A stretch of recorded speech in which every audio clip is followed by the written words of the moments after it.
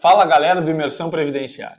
Hoje eu vou trazer um tema bastante relevante aqui no nosso canal, que diz respeito às regras de transição da legislação a partir da vigência da emenda constitucional número 113 de 2019. Mas o que é isso, Thiago? Bom, a partir da reforma da Previdência, muitos segurados do INSS ficaram com dúvida com relação à exigência de uma idade mínima. Muitos segurados se perguntam, ainda é possível se aposentar sem que haja a existência de uma idade mínima tanto para os homens quanto para as mulheres? Bom, essa pergunta eu vou responder e vou esclarecer hoje. A partir de hoje, você vai ficar sabendo tudo sobre a reforma da Previdência e irá compartilhar essa informação com as pessoas que você conhece. Por muitas vezes, a desinformação pode gerar prejuízos enormes para os segurados e um lucro enorme para o INSS, pois a partir do momento que as pessoas deixam de requerer os seus direitos, a Previdência enche os cofres. Bom, vamos dividir esses segurados em dois grandes grupos. Tem aquele grupo que precocemente foi requerer aposentadoria, pois ficou com medo de quais seriam as mudanças na legislação. E com medo de se aposentar, ele foi lá e pediu na INSS a aposentadoria, sem pensar de como seria calculada a renda mensal inicial do benefício, quais seriam as desvantagens em decorrência disso, e, posteriormente, a concessão, a partir do momento que o segurado vai lá e faz o saque do seu benefício, só cabe a ele um pedido de revisão. Ele não pode se arrepender e depois pedir para renunciar àquele direito, pois a aposentadoria é um direito irrenunciável. A partir do momento que ela é concedida e o segurado levanta os valores, só cabe a ele a revisão de benefício e quando há revisão de benefício. Muitas pessoas acabam se precipitando e comem frio, pois a renda mensal inicial não é aquela que ele merecia, não é aquela que ele deveria ter planejado para se programar e ter uma renda mais vantajosa no futuro.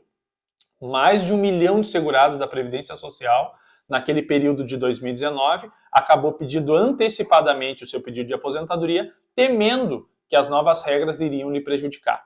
Bom, pense bem, se você já havia preenchido os requisitos para a concessão do benefício antes da reforma, bastava uma orientação de um profissional da área previdenciária para dizer a você, olha, aguarde a nova legislação, pois você tem direito adquirido.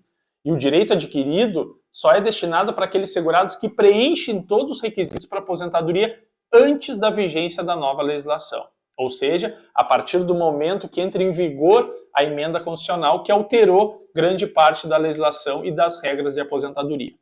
Para aqueles que aguardaram um pouco mais ou haviam uma expectativa de direito, a legislação trouxe também algumas regras de transição. Eu gosto de subdividir em 7 regras de transição, pois essas regras elas são fundamentais para auferir a renda mensal inicial do benefício e o retorno financeiro que esse segurado pode ter com relação a um investimento tão importante como é a aposentadoria. Essas regras de transição possibilitam que, mesmo após a mudança na legislação, o segurado possa se aposentar sem a exigência de uma idade mínima, ou seja, antes dos 65 anos para os homens e antes dos 62 anos para as mulheres.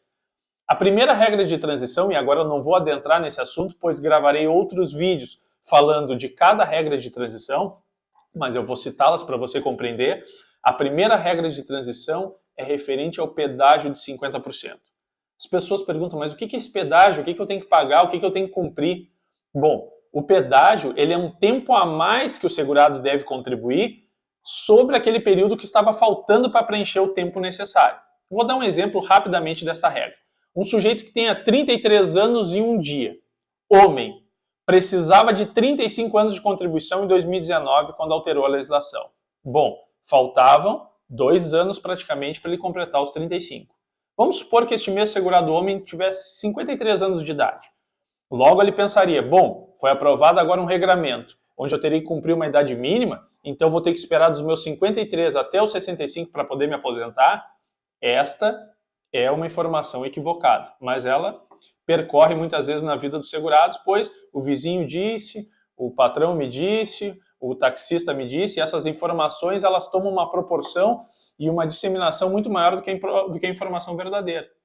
Então esse sujeito muitas vezes deixa de requerer o benefício, pois pensa que deverá atingir uma idade mínima. Para este caso concreto, hipotético no caso, ele teria que completar os 35 anos de contribuição que estaria faltando, ou seja, se ele tinha 33 anos e um dia, ele precisaria completar os 35. E o pedágio de 50% seria mais 50% do tempo que estaria faltando. Ou seja, Ao invés de se aposentar com 35 anos de contribuição, ele pode se aposentar com 36 anos de contribuição, sem a exigência de uma idade mínima. Com relação aos cálculos, que são mais complexos, eu vou deixar para os próximos vídeos. Mas isso é só para você perceber que a legislação ela alterou, mas ela não feriu drasticamente os direitos daqueles que já tinham uma expectativa de se aposentar. Esse mesmo exemplo poderia se encaixar para uma mulher, que a exigência era de 30 anos de contribuição, porém quando mudou a legislação ela tinha 28 anos. Da mesma forma, estava a menos de 2 anos de preencher o tempo necessário. A mesma regra seria aplicada a ela.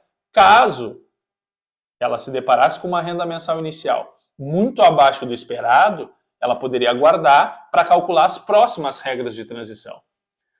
Dando prosseguimento às regras de transição, depois nós temos a regra de transição referente ao pedágio de 100%. Nessa regra de transição, o segurado deve contribuir o dobro que estava faltando para preencher o tempo necessário na época em que mudou a legislação. Fora isso, ele deve cumprir uma idade mínima, que para os homens é de 60 anos e para as mulheres de 57.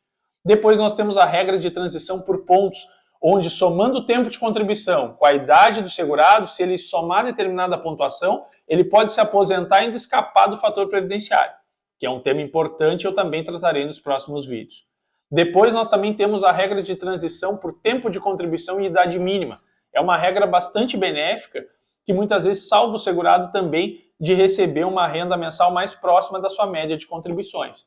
Ainda nós temos a regra de transição da aposentadoria por idade e temos a regra de transição que eu gosto de citar e frisar porque é bastante importante, que é a regra de transição para os trabalhadores que exercem alguma atividade exposto a algum fator de risco, aquele fator nocivo à sua saúde. Pode ser biológico, químico, físico. Essas pessoas têm um regramento mais específico que possibilita que elas trabalhem menos tempo porque elas terão prejuízo na sua saúde e integridade física a longo prazo.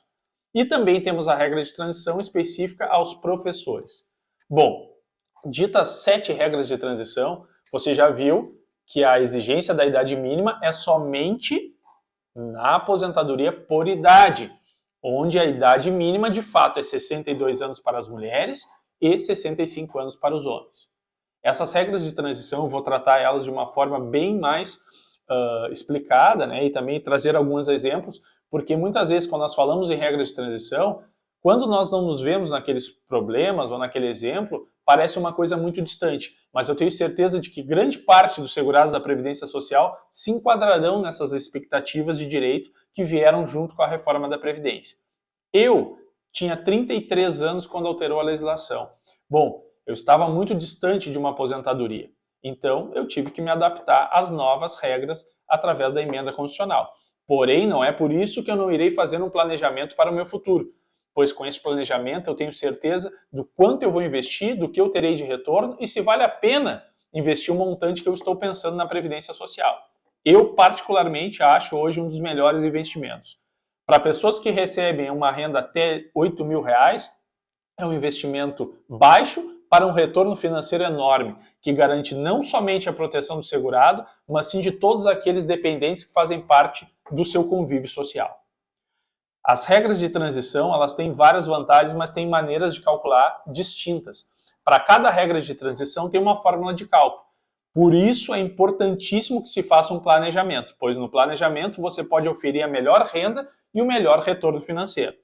Agora que você já compreendeu que não exige uma idade mínima após a vigência da reforma da Previdência, o que você está esperando para buscar esse serviço? O que você está esperando para analisar o seu caso? Mesmo que seja um planejamento progressivo, vale a pena se atentar às regras, pois houve diversas mudanças após a reforma da Previdência. Por um período não se teve divisor mínimo para os cálculos das médias das contribuições. Agora, a partir de 5 de maio de 2022, já foi instituído o divisor mínimo. Então teve várias lacunas da lei e a lei ela recém está se adaptando. Recentemente estão saindo decisões dos tribunais referente aos temas. Já tem alguns artigos que os magistrados já estão julgando como inconstitucionais, estão ferindo os princípios da Previdência Social. O INSS ele é um seguro com bastante concreto, né? Ele é um seguro que tem o princípio da solidariedade, portanto, eu acho ele hoje um dos seguros mais vantajosos e mais difíceis de se quebrar. Se vê muito no noticiário que a Previdência está quebrando, que a Previdência não tem dinheiro, que no futuro nós não teremos valores para pagar os aposentados, mas isso não é verdade. A Previdência tem um fundo de recolhimento muito alto, pois tem uma participação tanto do governo, quanto dos trabalhadores, quanto de alguns tributos que alimentam o sistema da Previdência Social. Algumas pessoas não compreendem bem como funciona, pois a Previdência é um sistema solidário e não um fundo de capitalização. Ou seja, eu contribuo para o mesmo cofre que os demais e aqueles que precisam se afastar do trabalho ou preencher os requisitos de aposentadoria ou são dependentes daqueles que eram segurados, podem neste cofre retirar a sua parcela. Você contribui para um todo, muitas vezes você está contribuindo para uma próxima geração para o sistema se manter. Hoje em dia, 95% dos aposentados seguem contribuindo, seguem exercendo alguma atividade de trabalho que os torna contribuinte obrigatórios. Então, o sistema muitas vezes vai se alimentando com o passar do tempo. Então, hoje em dia, a Previdência Social, mesmo diante de todas as alterações na legislação, ela ainda é um seguro muito vantajoso. Nos próximos vídeos eu irei falar sobre todas as regras de transição, começando pelo pedágio de 50%, e aí você verá a fórmula de cálculo e ver se você se encaixa nesse exemplo que eu vou dar, né? Porque hoje em dia nós temos várias possibilidades e eu mesmo já dei com a língua nos dentes. Eu achei que a reforma da Previdência iria cercear de vez todos os direitos segurados, mas para alguns casos eu já vi que se tornou mais vantajosa do que pelo regramento anterior.